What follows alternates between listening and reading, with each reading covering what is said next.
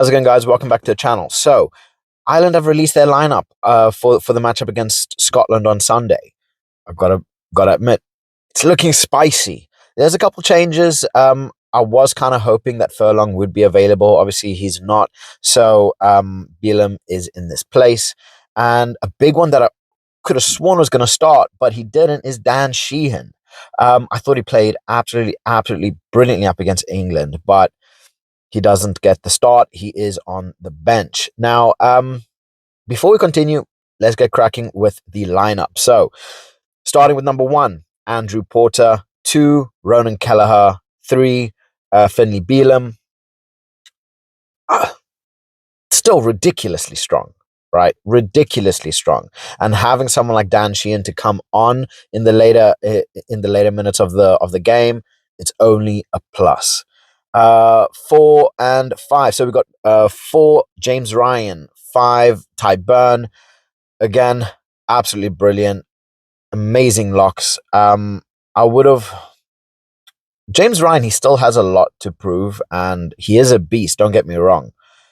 He needs he's getting there with the experience, and personally, I do think he'll do a very good job up against Scotland, but yeah, we'll see how dominant they are in those lineouts. Number 6, Peter Amani coming in. Some serious experience here. The guy, he's a leader. He's gonna show all these youngsters how it's done. Right? I'm really looking forward to seeing him playing. Honestly, I was kind of expecting him to play in the game up against England. But he's playing up against Scotland. It's going to be nice to see him play, and he's going to smash some heads in. Moving on, we got number 7, Josh van der Fleer. Number 8, Caelan Doris. Number 9, Gibson Park. No change there. Why would you change it? It's just it's a potion for success. Van der Fleer and Caelan Doris are just so dominant. They're so controlling. And then when you have someone like Gibson Park, who got man of the match in the last game, being able to control the tempo of the game, being able to control the kicking, he's able to control everything, and he does it so damn well. His recycling of the ball is brilliant.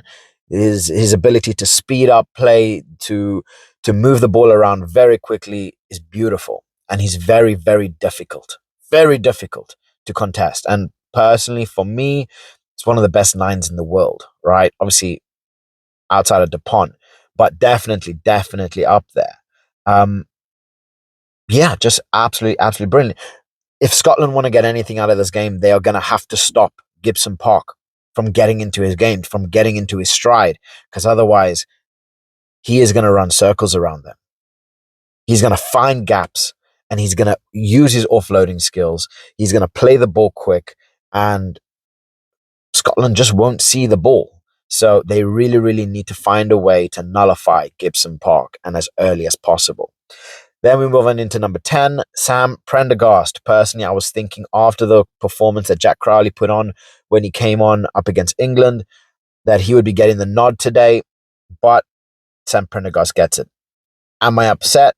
No. I absolutely love Sam Prendergast. If you watch any of my old videos, you would know I love watching him play. He's one of the best talents out there. He's quite possibly one of the most promising number 10s in the world.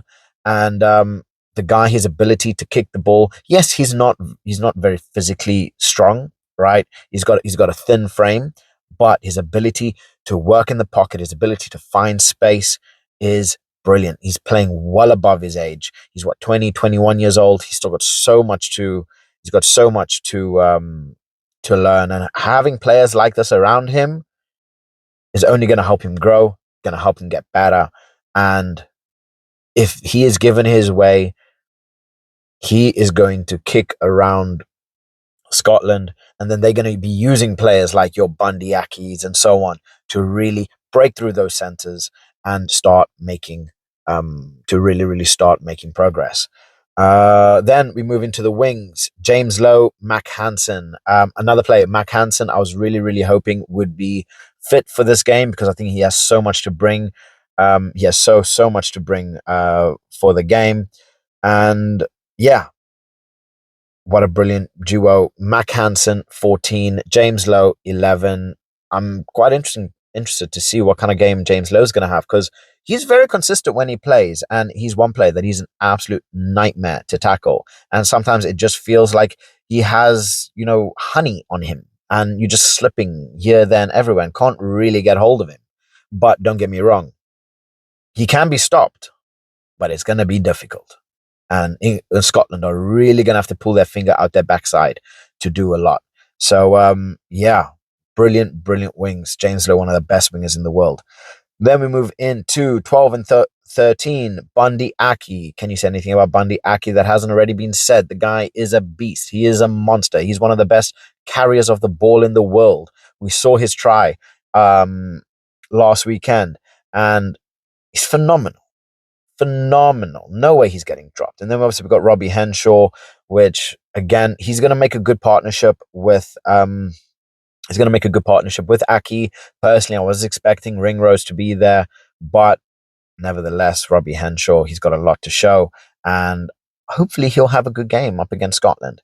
And then last but not least, a big man, number 15, Hugo Keenan, going to be controlling the game through the back, kicking, alleviating pressure, just bringing everyone into the game. And he's going to be so important to this game. And personally, I think he's going to have another brilliant, brilliant game. So this is the lineup for, the starting lineup for Ireland up against Scotland. They do have Dan Sheehan, Cian Healy, Thomas Clarkson, Ryan Baird, Jack Conan, Conor Murray, Jack Crowley, and Gary Ringrose on the bench. So we could very well be looking at a second half resurgence if Scotland is really, really putting the works on Ireland and really start putting, kind of do what they did up against England. Bring on Jack Crowley to change things up, and then you have the likes of Dan Sheehan who can come in fresh legs and just smash through everybody in sight. So, like I say, it's going to be an absolute brilliant game. I'm interested to see how Scotland are going to line up to counteract this squad, because honestly, it's scary. This is a scary, scary squad, and I'll tell you what. This is why Ireland are one of the best in the world. And this is why they're one of the most consistent in the world, because you look at the quality that they have on show and then the quality that they have on the bench.